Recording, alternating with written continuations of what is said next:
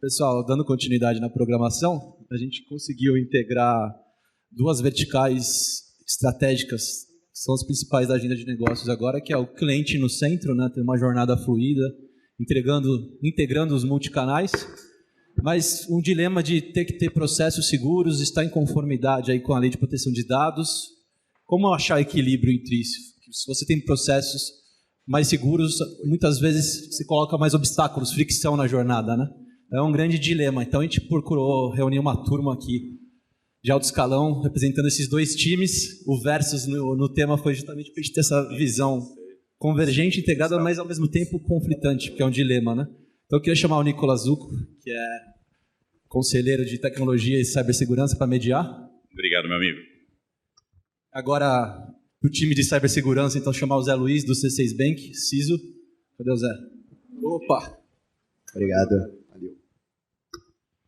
Para complementar o time também, o Guilherme Cato, que cuida de tecnologia e cibersegurança lá no Dr. Consulta também. E agora o time de CX, Celso Tonê, da Claro. Obrigado aí pela presença. Rafa, da Electrolux, por favor. Valeu. A bola está com vocês agora, Nico. Obrigado. Minha primeira vez mediando aqui um painel. Estou super feliz de estar aqui, ter essa experiência com vocês. Eu queria fazer um gancho da entrevista que nós tivemos anteriormente com a área de cibersegurança. Um paralelo que eu faço é o seguinte: a conta da consulta ela é muito mais barata do que a conta da UTI.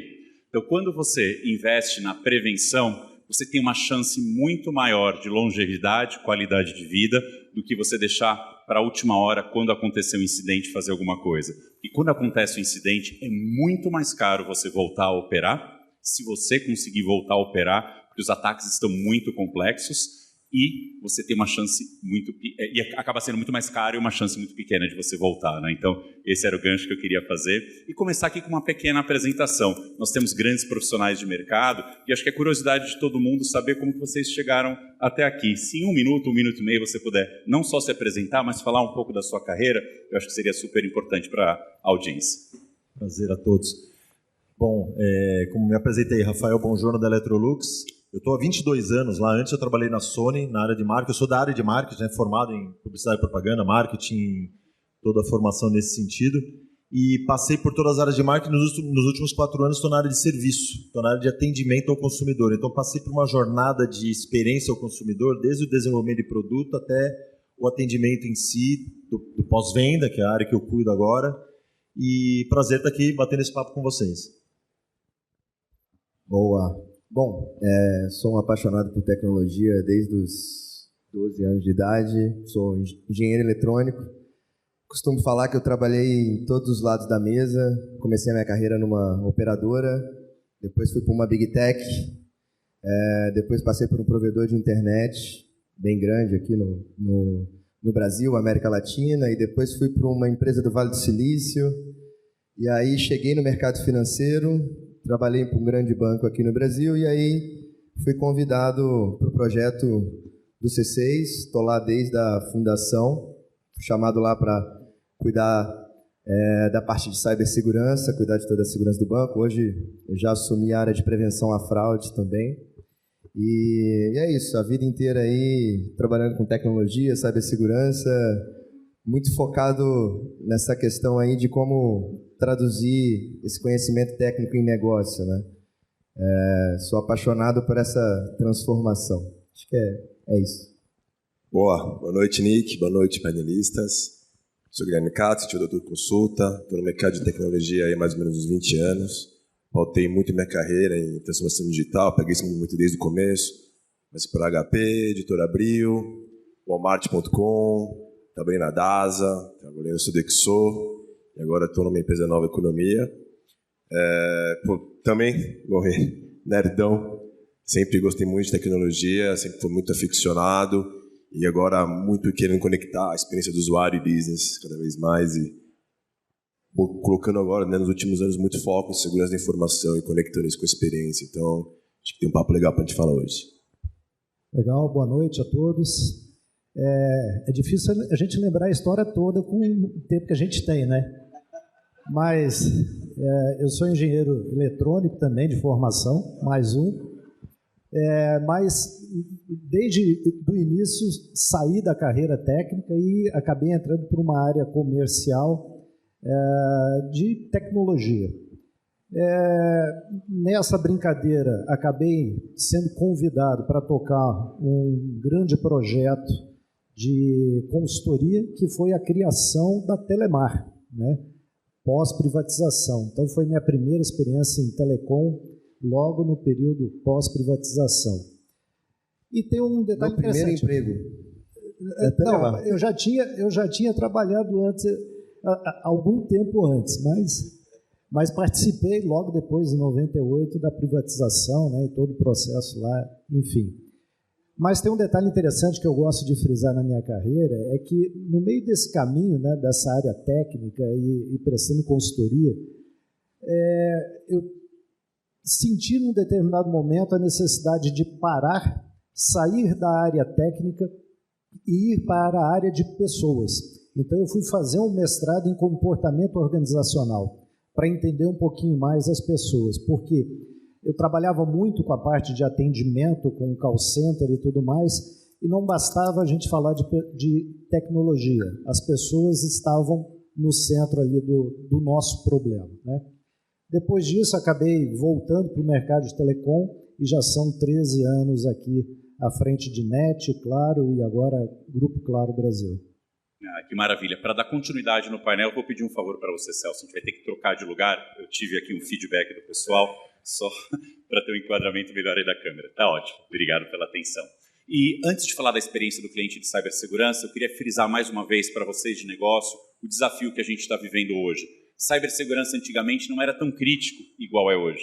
Era um spam chegando por e-mail, um computador infectado que ficava lento, um CD-ROM que abria. Vocês não são daquela época, né? Eu sou um pouquinho mais velho, cabelo branco, né? Acabava acontecendo tudo isso. Hoje os desafios são muito maiores. É um e-commerce parado, criptografado, que não consegue operar, não consegue vender. Imagina a experiência que o usuário tem ao não conseguir acessar seu e-commerce de preferência e você dá a chance dele experienciar o concorrente. Será que ele vai voltar? Depois de 2 semanas sem você conseguir operar, quando a gente vai para a área da indústria, uma área produtiva, é muito complicado. Uma telecom sem conseguir fornecer os serviços para o cliente. Então, hoje, cibersegurança virou um risco operacional e de continuidade de negócio. E eu vou colocar um personagem aqui, que eu vou ser o CISO das antigas, o cara que não era direcionado ao negócio. Qual que era a postura do CISO antigamente? Não acesse esse site. Você não pode instalar esse programa. Que o produto não vai ser lançado porque não tem as características. Era sempre o pessoal do não. Sem contar as siglas, né? Você precisa de um firewall, de um DLP, de um IPS. Gente, o negócio não tem nem ideia do que você está falando. Por isso que criou um distanciamento tão grande da pessoa de segurança do negócio. E durante toda essa trajetória, os CISOs, as pessoas de cibersegurança que conseguiram falar a linguagem de negócio, se conectar, conseguem hoje ter um papel muito relevante e está dentro da organização, por exemplo, como sócio do C6. Né? Então, é essa jornada toda que aconteceu. Mas eu trouxe o Zé aqui, que é um amigo de longa data, a gente trabalhou junto na Cisco, para te colocar na fogueira, mas só um pouquinho. Eu queria ouvir aqui dos participantes qual que é o perfil ideal dessa pessoa de segurança. Eu vou começar por você, Cato. Dentro da área de tecnologia, como que é essa parceria com o pessoal de cibersegurança e qual que é o perfil ideal desse profissional? Boa. Eu acho que é um movimento que aconteceu mais recente, depois da pandemia, já vinha ganhando força, né, a segurança da informação, mas uma coisa que aconteceu é que a segurança da informação deixou de ser apenas um tratamento de risco de continuar de negócio ou risco de perder dados, informações e ter um prejuízo grande, e passou a integrar a estratégia da companhia. Entendeu? Então, segurança da informação hoje cada vez mais é estratégia, não é só não quero perder dinheiro, não quero ter meu negócio parado. Então, acho que o perfil ideal é aquele cara que consegue conectar com todas as áreas, consegue navegar bem, consegue explicar e tangibilizar os problemas que um vazamento de dados, que um sequestro de dados acontece, ou com, sei lá, com uma invasão, e também consegue transformar isso, colocar isso na rotina das áreas, da rotina das equipes, tanto no desenvolvimento, quanto na comunicação, quanto na gestão das pessoas, dos processos. O cara que consegue fazer isso bem, né, já que é parte da estratégia, o board está comprado, o Renatão está aí, não me deixa mentir, o único dinheiro que ele fala que eu não posso economizar é com segurança da informação, então está todo mundo comprado. A pessoa que consegue conectar na estratégia e consegue fazer isso parte do dia a dia das pessoas e aquele cara que vai ser bem sucedido. Né? Processo, gente, conscientização e cultura. E quando isso vira a cultura da companhia, o cara foi bem sucedido. Não, muito bom. E quando a gente fala da experiência do cliente, Celso, sempre tem aquilo, eu não posso gerar uma frição, eu não posso perder o engajamento, mas ao mesmo tempo tem que ter essas camadas de segurança para não gerar um prejuízo para a corporação. Como que é essa sua relação e como que seria essa pessoa de segurança ideal, ou como é essa pessoa ideal dentro do teu negócio? Eu acho que a grande questão que vem sempre à tona é continuidade operacional.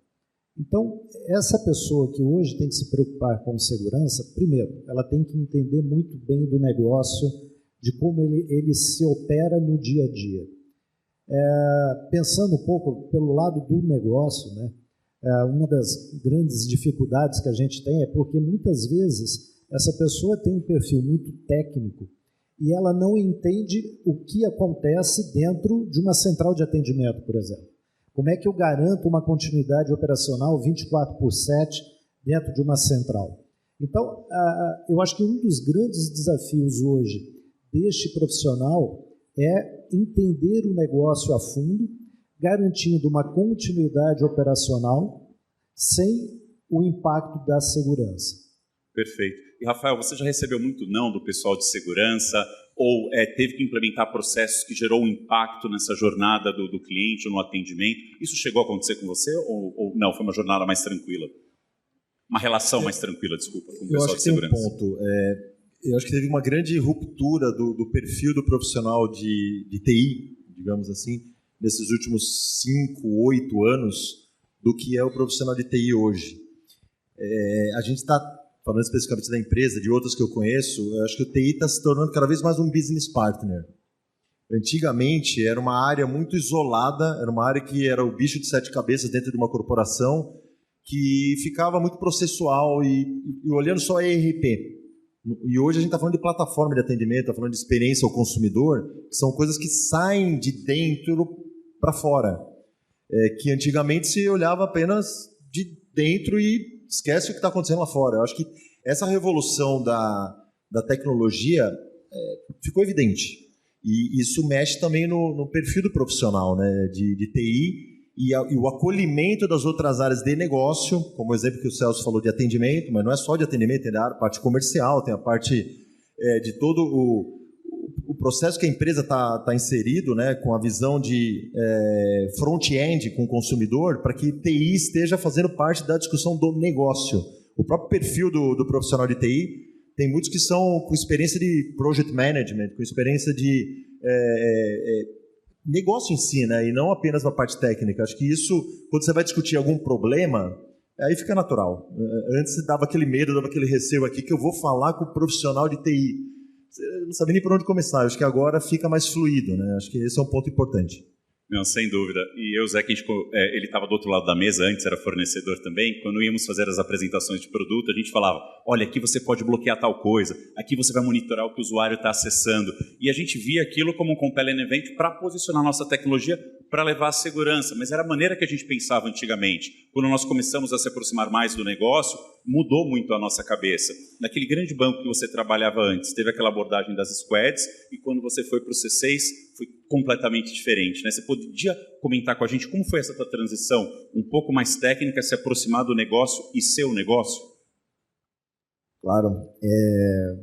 Bom, a gente passou por esse lado, né, onde a gente fez aquela transformação, onde eram os nerds lá cuidando de cibersegurança e nem o cara de TI sabia direito o que era a cibersegurança. Esses malucos aqui que cuidavam de servidor e foram para lá, né?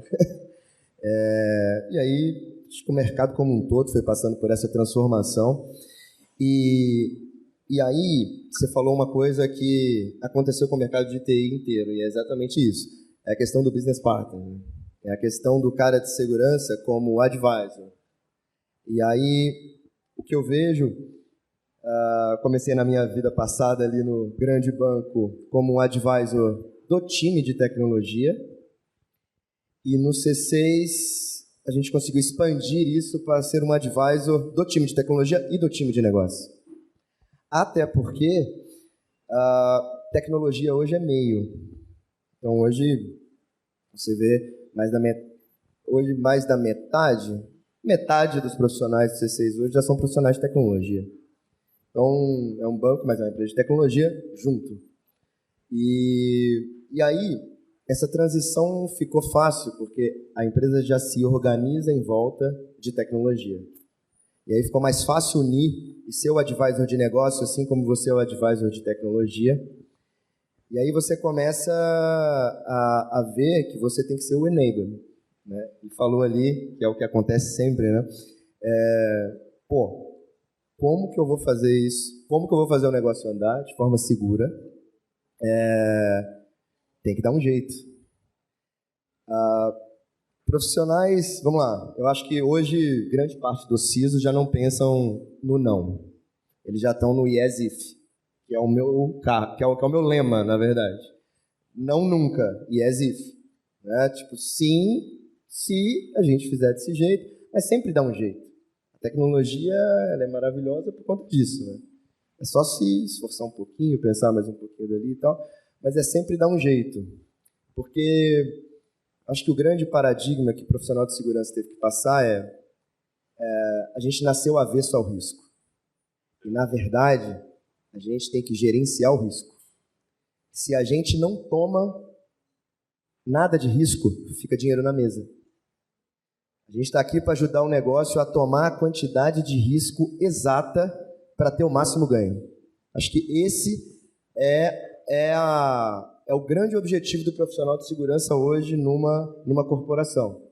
É fazer com que o gerenciamento de risco daquela corporação seja o melhor possível. Né? Vou fazer um paradigma aqui, uma relação com crédito, que é o meu mercado hoje. Né? O cara de risco de crédito ele está ali para dar o máximo de crédito controlando a PDD, né?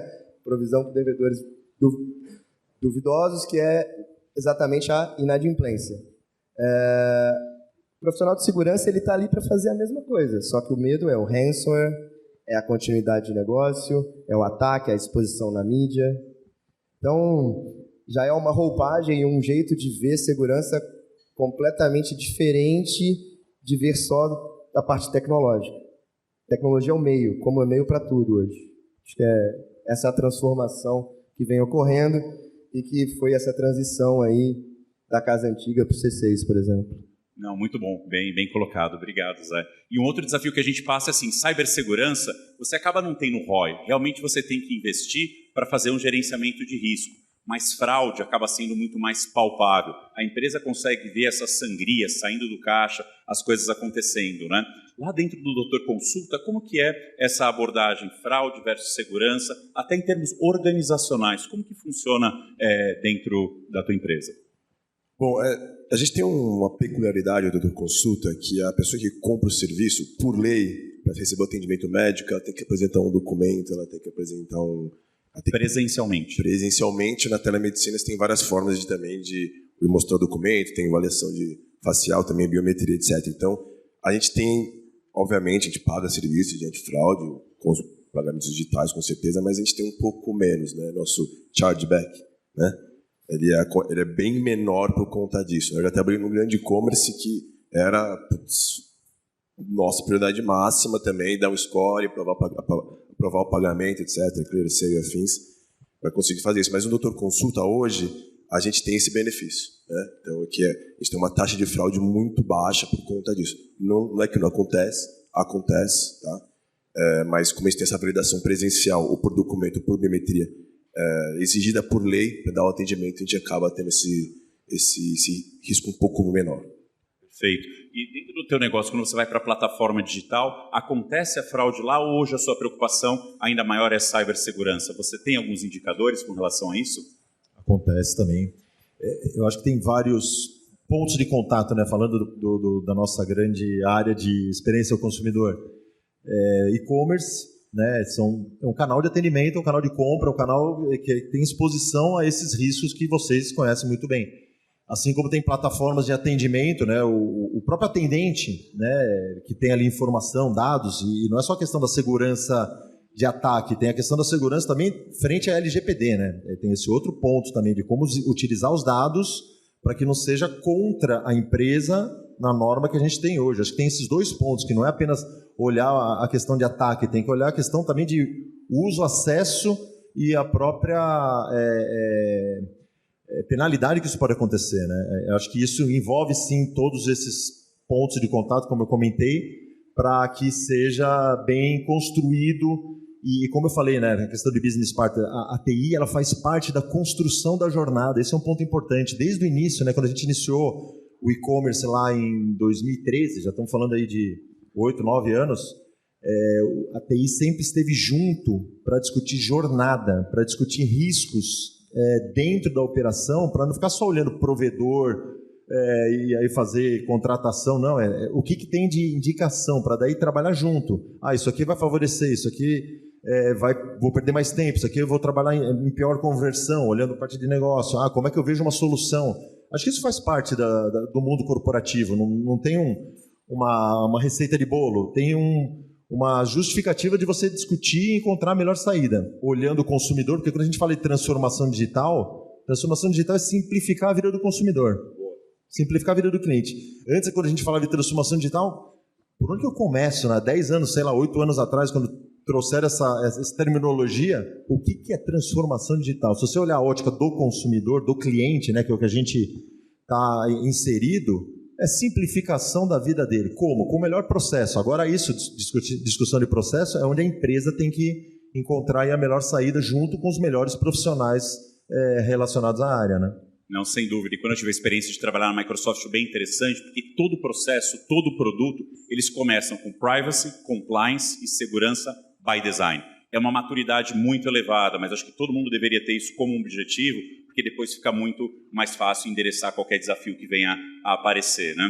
E dentro da Claro, que é um grande service provider, a superfície de ataque é enorme. Então, até antes de falar um pouco de fraude, eu queria entender qual que é esse grande desafio, né, dessa superfície de ataque tão abrangente, que tem o mundo externo te atacando, mas tem clientes que estão infectados e acabam também onerando ali o teu ambiente.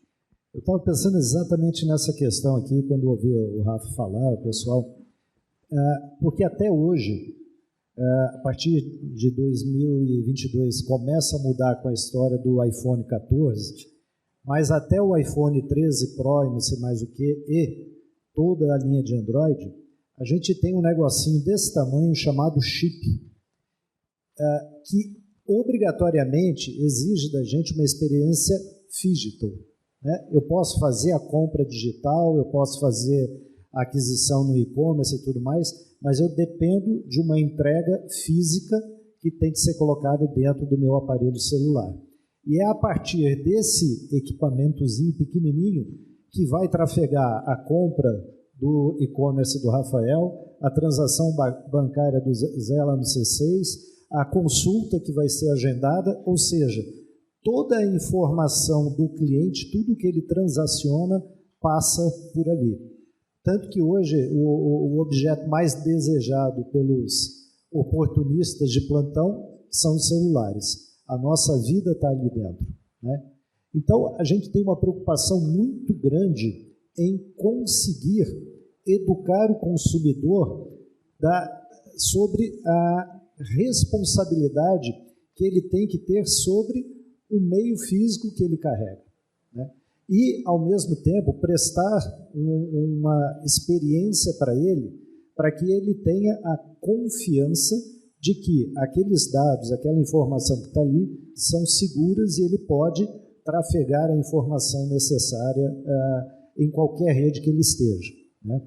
Então, a gente trabalha muito essa questão da confiança do consumidor dentro da rede, dentro da operação que ele tem no dia a dia com seu aparelho celular em especial. Perfeito, porque no teu caso a superfície de ataque é tanto para ataque cibernético quanto para fraude, né? Exato. Junto os dois. Perfeito. E Zé, são poucos CISOs que hoje também têm o chapéu de fraude. Você poderia comentar um pouco como que foi essa tua jornada dentro de cibersegurança e ter também essa responsabilidade dentro do C6, olhando um pouco como está o mercado hoje do âmbito profissional? Claro. Bom, acho que você tocou no assunto que é assim, a sinergia, né, entre os pontos de contato entre cybersecurity e fraudes numa empresa digital são vários, né? Então, Foi assim que começou, né? Foi cuidando da parte de cybersecurity e prevenindo fraudes com controles que nascem em cybersecurity. Acabou que a sinergia ficou tamanha que a coisa hoje, dentro do C6, ela é vista como uma única coisa, né? E hoje é uma torre de negócio.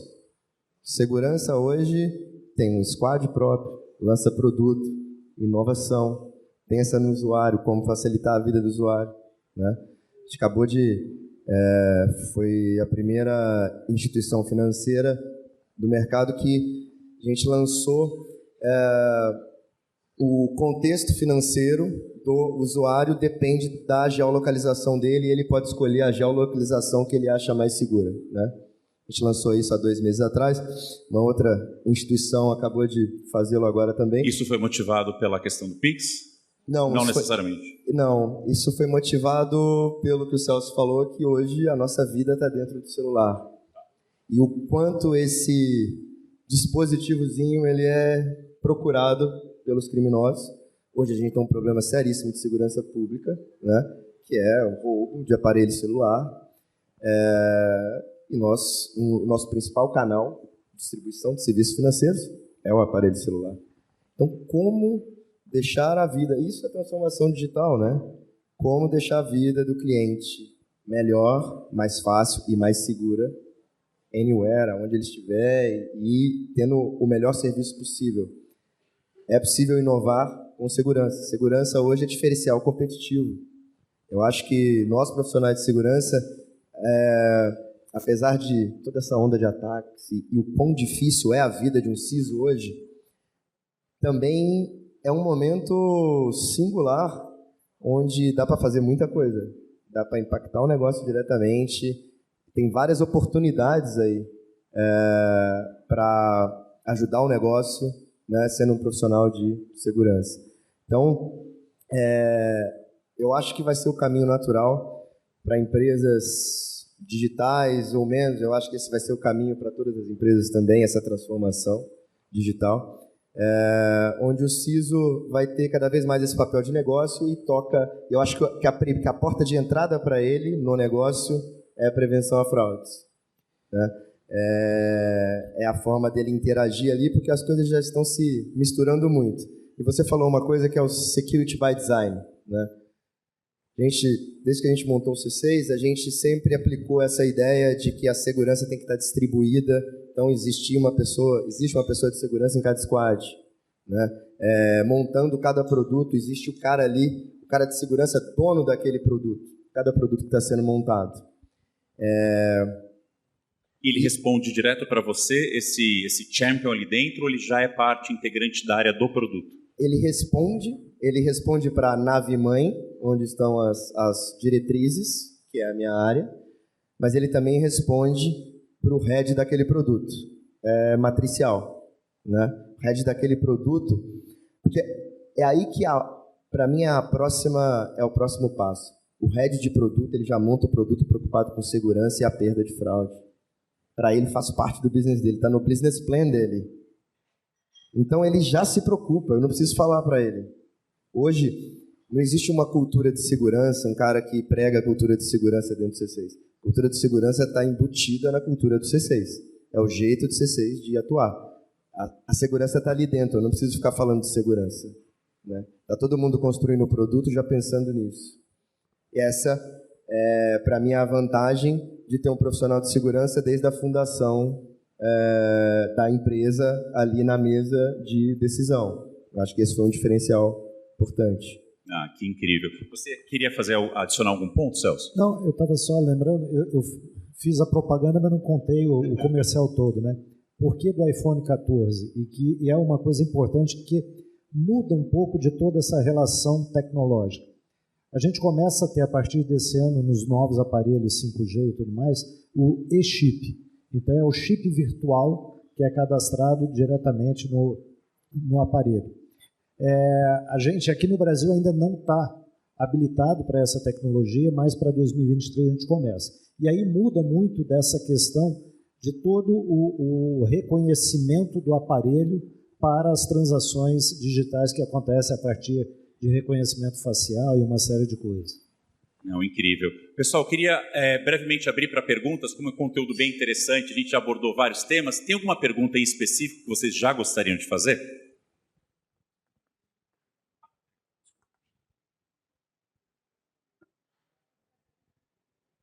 O Ivan é bom de pergunta, hein? Pessoal, vou fazer um track record aqui, 100% de participações com pergunta. Não poderia faltar, nem Rafa. Mas assim, vocês falaram muito da prevenção. Alô? Agora está melhor, né?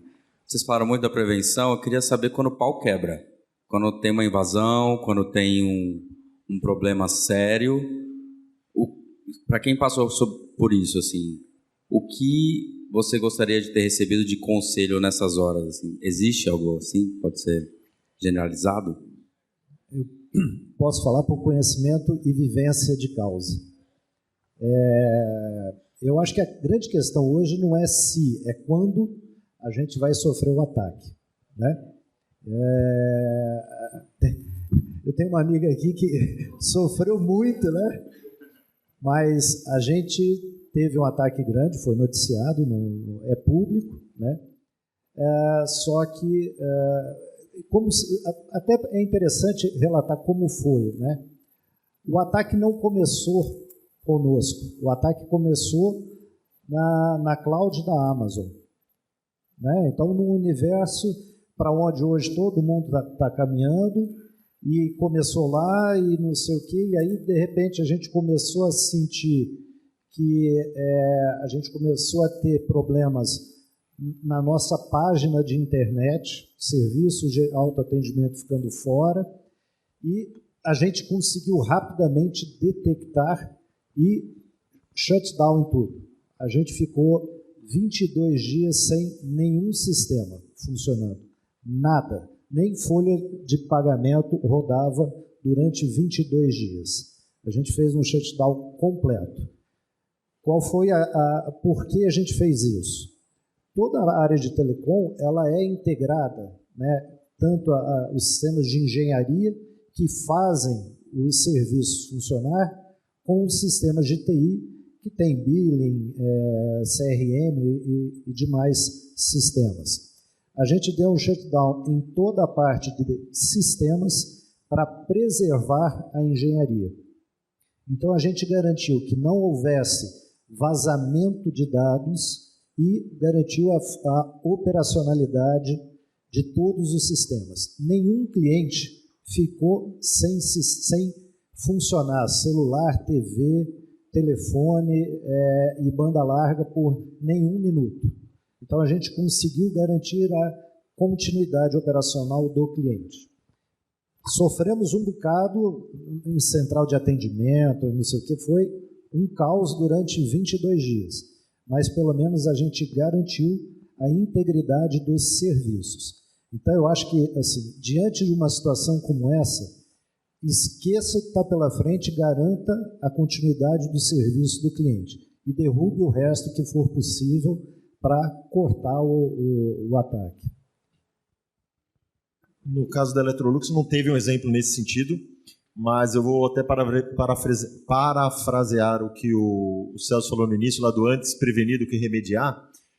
Se trabalha muito base legal também. Acho que sabe segurança, se não tiver uma base legal sólida, você vai acabar pecando por aquilo que a gente acha que é excesso. E trabalha muito forte com jurídico, trabalha muito forte com contratos. Quando a gente fala de cloud, se não tiver contratos muito fortes com provedores, com parceiros e também com colaboradores, funcionários, porque eles têm acesso e eles podem ser porta de entrada a muitos problemas que a gente tem enfrentado aí. Então, o treinamento tem que ser muito bem feito, constantemente. Então, na própria Electrolux tem sempre, pela área de TI, atualizado cases para que seja divulgado em toda a corporação para saber, olha só, se você clicar aqui, olha o que esse e-mail está fazendo de phishing, olha o que esse e-mail está trazendo, que você acha que é uma promoção, até usando o nome da marca, que aí o colaborador, né, o atendente acaba sendo a porta de entrada para isso. E do outro lado, base legal, contratos, cloud, fornecedores, terceiros, tudo muito bem delimitado para ter também penalidades muito bem impostas, né? Acho que esse é um ponto importante para não remediar, e sim prevenir. Para o Zé Desculpa, você ia falar. Eu só queria depois que você falasse, quando você fizer a sua colocação, de 2 pontos que são super importantes. Cloud como uma responsabilidade compartilhada. Você não consegue delegar tudo para a cloud vai resolver tudo. E o segundo, esse grande desafio da gestão dos terceiros. Porque o terceiro está representando a empresa e talvez eles não tenham todas as preocupações. E já foi noticiado de muitos ataques que muitas vezes estão vindo de terceiros, do supply chain. Com certeza, vamos lá. Bom, eu já trabalhei dos dois lados da mesa, a gente já trabalhou numa Big Tech juntos, né?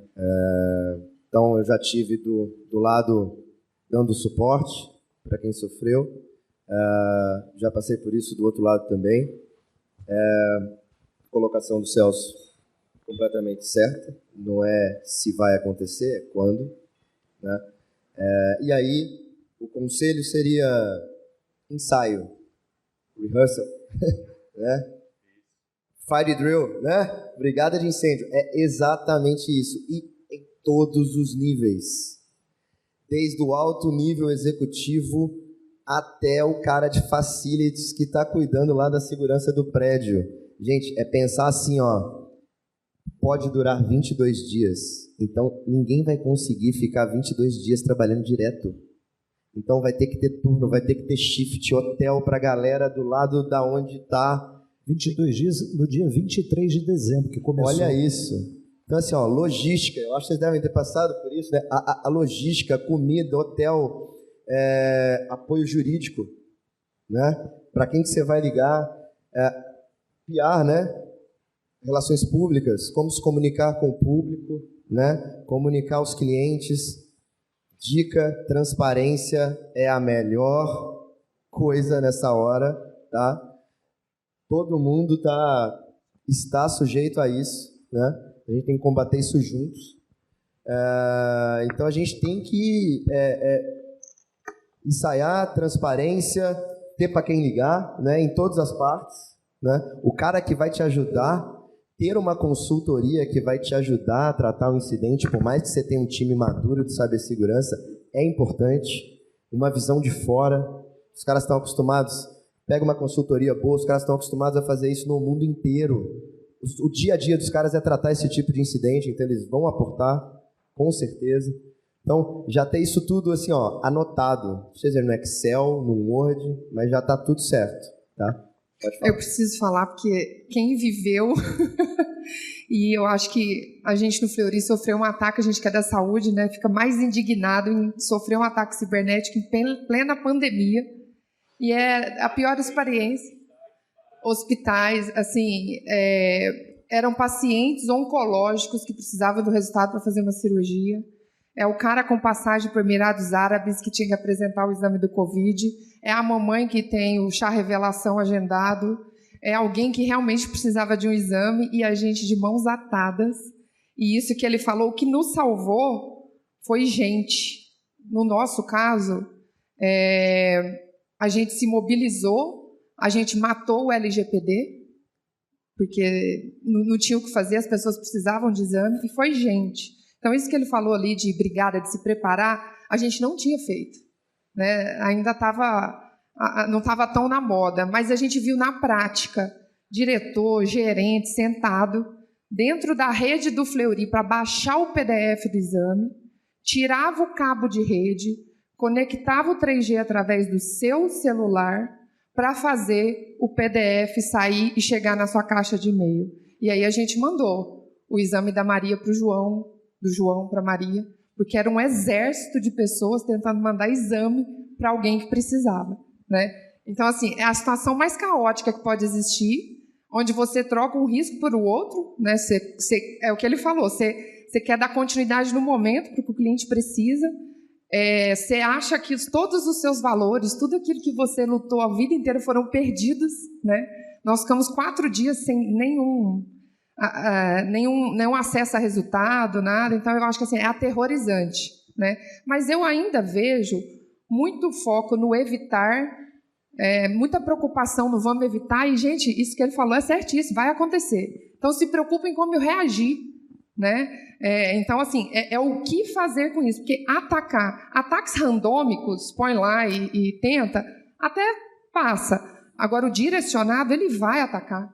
Se ele pegou você como alvo, ele vai entrar, né? Então, eu acho que eu ainda vejo as empresas que não passaram por isso muito preocupadas em evitar e está tudo certo, mas parte do princípio que vai acontecer. Se partir do princípio que vai acontecer, a brigada de incêndio vai funcionar, porque, gente, é para nunca mais esquecer. Eu tenho um depoimento parecido, corroborando o que o Zé falou. A gente sofreu um incidente de segurança que, graças a Deus, não foi um pesado.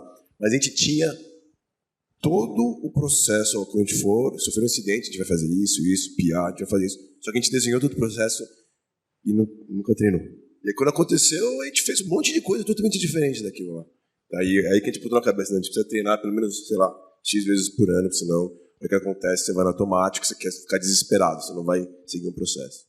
Gente, dá frio na barriga, dá tremedeira, a perna fica bamba, porque você não está operando. Os executivos, o board, todo mundo está ali em cima de você, dá dor de barriga.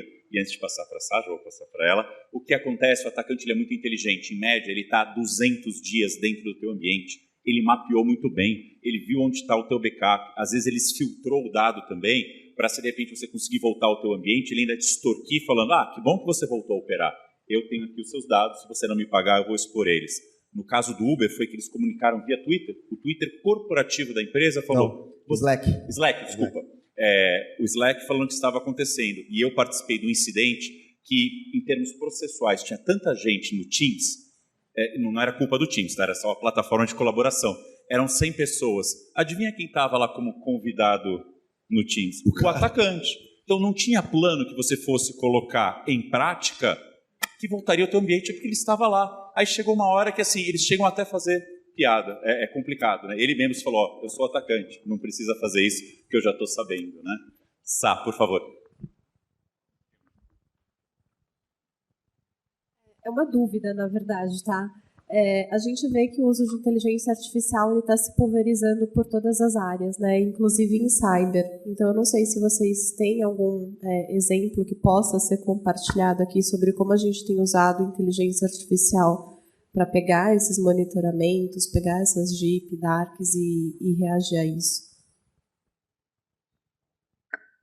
Bom, primeiro, corroborar, né? Você é do Fleury? Conheço o Silvio Hayashi, é o Ciso que estava lá, né? Conheço demais. Trabalhamos juntos no Itaú. e assim, realmente é uma loucura. Inteligência artificial, ela ajuda a prevenir. E aí eu tenho uma frase, além de treinar, vai acontecer. Então, o importante é detectar rápido, porque vai acontecer. Então, prevenir ao máximo, mas se acontecer, detectar rápido, conter rápido. É isso que vai determinar o sucesso da resposta àquele incidente. E aí, inteligência artificial ajuda nas duas pontas, a prevenir e a detectar. Até porque quantidade de informação e de variáveis que a gente tem que monitorar hoje no ambiente cibernético para identificar se aquilo é uma ameaça ou não, e se aquilo é um comportamento anômalo ou não. Se a gente não se apoiar em IA, possível, o business não se sustenta. Eu vou ter que ter um exército de cybersecurity muito maior do que o time de vendas. Tem um monte de profissional de cibersegurança disponível, né? Quase não falta. Excelente ponto. E profissional de cibersegurança hoje é a mosca branca, né? No Brasil são 300 mil vagas abertas que não podem ser preenchidas porque não tem profissional. No mundo são quase 3 milhões. Exatamente. Então, não dá, né? Vai lá. Não, só complementando, às vezes a gente se preocupa muito com o cyberataque, mas a questão da IA, ela é fundamental na prevenção da fraude. Então, a gente vem trabalhando muito essas questões, né, de desenhos de comportamento, desenhos de perfis que podem afetar o processo normal, né? Então, a gente tem muita questão da tentativa de fraude ao consumidor. E isso a gente pega muito com inteligência artificial, nos vários comportamentos mapeados. Eu tenho um exemplo prático disso. Roubo de aparelho celular hoje é um grande problema para o mercado financeiro, né? Eu falo isso em alguns fóruns, em alguns congressos lá fora. onde o celular é roubado para fazer transação financeira, as pessoas dos outros bancos lá fora não acreditam. Não é possível. Não, isso acontece no Brasil. E assim, hoje, no C6, a gente conteve isso com biometria facial durante a transação. Só que, desafiar com a biometria facial em toda a transação vai ser legal, vai ter um atrito, é a questão do Customer Experience. E aí que entra o IA.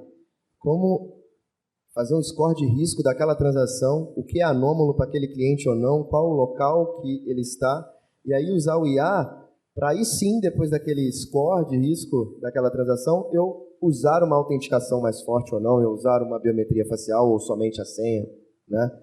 Eu acho que daqui a pouco a gente vai chegar num nível, pelo menos é o meu objetivo lá, hoje eu estou vendo o risco para aumentar a ferramenta de autenticação, né?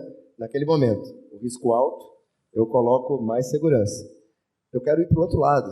E aí a segurança ajudando na experiência. Eu quero ir para o outro lado. Se eu tiver todas as informações e o risco é baixíssimo, eu quero chegar nesse nível de pedir uma transação e nem precisar de senha. Uau! Dá para fazer, se eu consigo fazer para outra ponta, né? Ou o cliente pode escolher. Ah, não, para toda eu quero senha. Beleza, mas talvez você não precisasse. Wi-Fi da sua casa, na sua casa, transferindo para alguém que você transfere todo mês. Mesmo montante similar, né? Será que eu preciso de senha ou não? Então, o IA, para mim, é a chave para várias coisas e para fraude, talvez muito mais até do que para cybersecurity. Não, perfeito. A gente está caminhando por... Eu? Por favor. Não, lógico. Deve. Deixa eu só passar o microfone para você. Eu. Quem falou? Pessoal, hoje o backup se tornou a joia da coroa das empresas, né? Nesse caso, nessas tentativas de ataque. Enfim, o backup ele é a joia da coroa. É de lá que a gente consegue recuperar as informações e manter a continuidade dos negócios. Como que vocês estão preparados para identificar que um backup não tem algum vírus dormente lá também?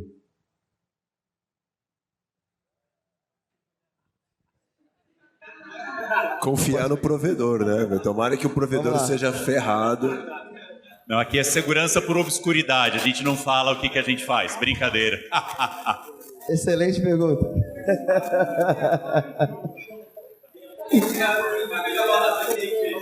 Vamos lá. Você nunca vai ter uma garantia. Você nunca vai ter uma garantia disso. Mas a ideia é que você não guarde esse backup ou esse backup não seja a quente.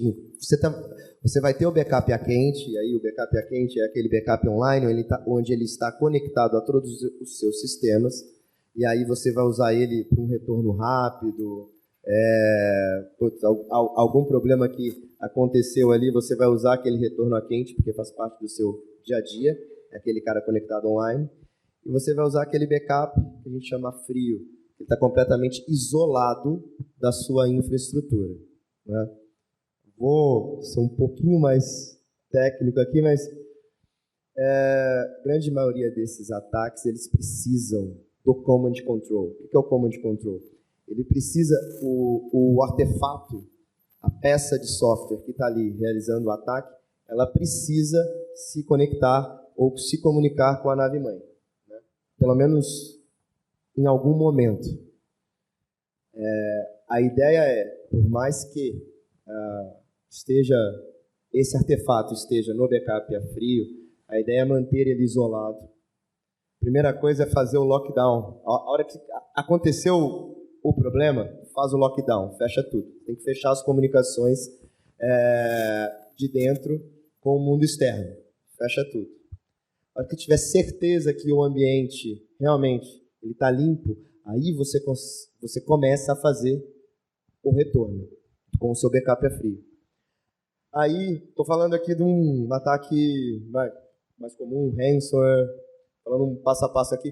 Aí você já tem certeza que você limpou o ambiente, só aí você começa a voltar com a informação, e aí você vai controlar a conta-gotas a saída.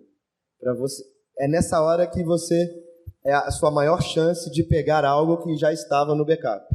Tá? Então você vai fazendo isso a conta-gotas, você vai retornando o ambiente a conta-gotas. Eu tenho certeza que, é claro, exatamente isso. Fleury também, que é o jeito de você ir montando o quebra-cabeça e tendo certeza.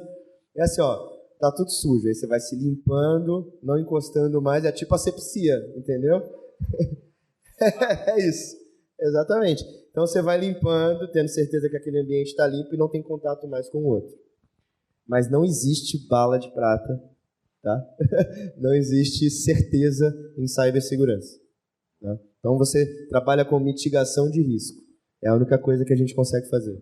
E passa por identificar o problema também, né? Porque o problema está lá, e você volta o backup, o cara entra de novo. Se você não fechou a porta... É a certeza que está limpo, né? Então a resposta a incidente tem que ser efetiva. Lógico. Então a gente vai caminhar para o encerramento, mas eu... Oi? Não faz negócio desse, não. Desculpa, tem rapaz. Pergunta, o chefe tá aqui me olhando e eu não falei para encerrar. Como assim, Meu Deus, cara? tem 10 minutos Melhor a mais parte aí, né, da pergunta. Manda bala. Ó, fazer duas, tá? Também.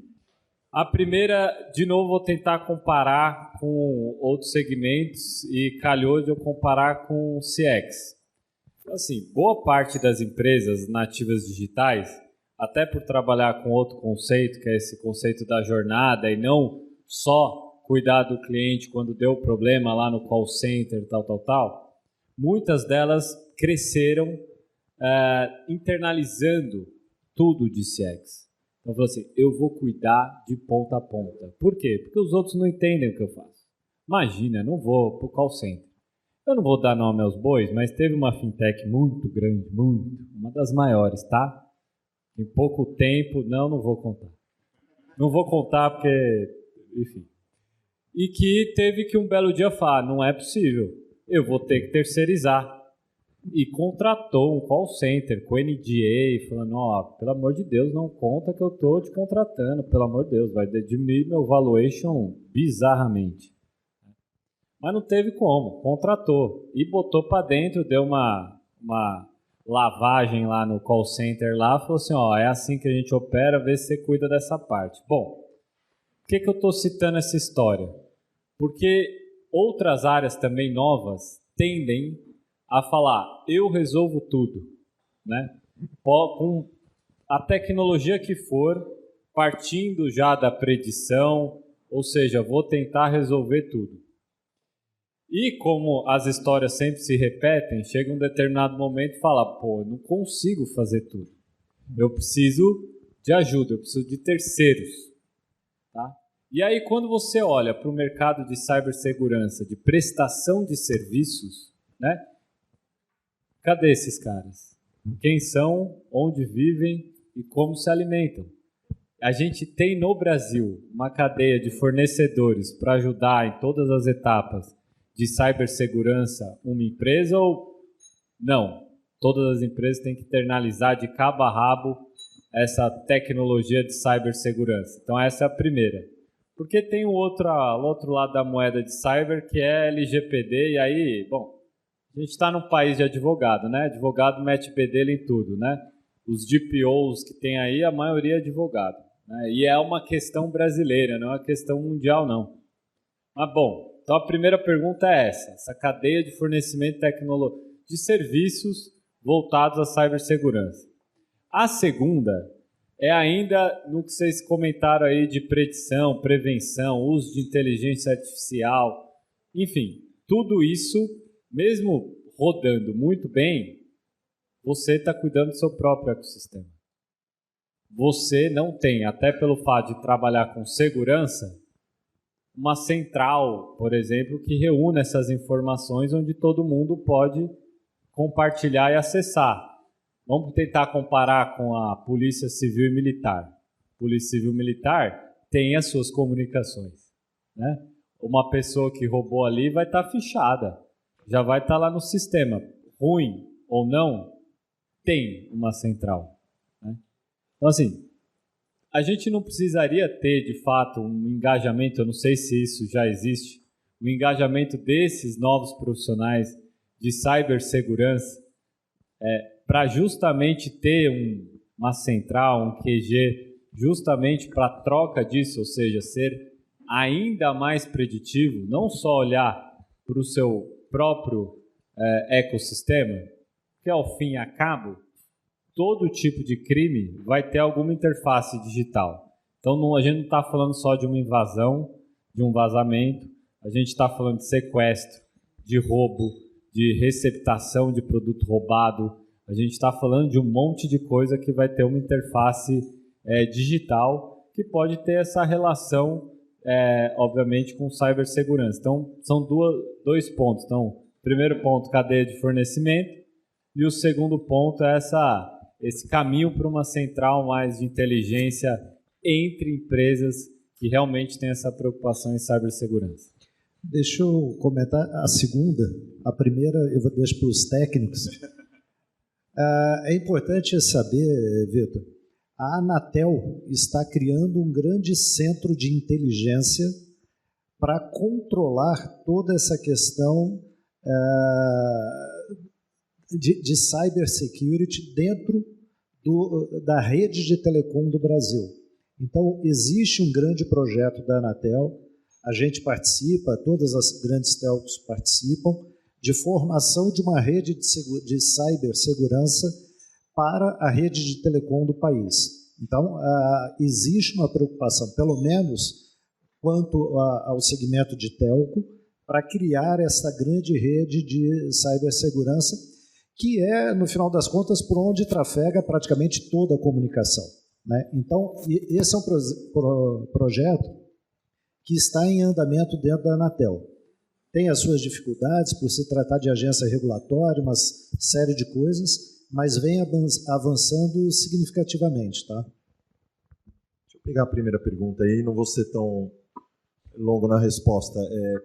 Eu acho que tem que se fazer parte de scorecard técnico, de temas que, quando a gente fala de cibersegurança, o relacionamento com fornecedores faça parte do diferencial competitivo para ser parte da escolha, e não apenas da atividade fim, sim ter aí como meio para realmente saber que eles dão devida importância a isso, porque é um ecossistema, aquilo que eu comentei até antes, né? Se você não olha para fora com tudo que você tem externo e não faz parte de todo o core business dele, você vai estar suscetível a problemas, né? Então, uma coisa simples de ser feita é fazer parte de um bid, de um scorecard técnico, você coloca lá como critério de escolha para saber que capacitação que ele tem nesse ponto de discordância ou não no segmento de contratá-lo como parceiro, né?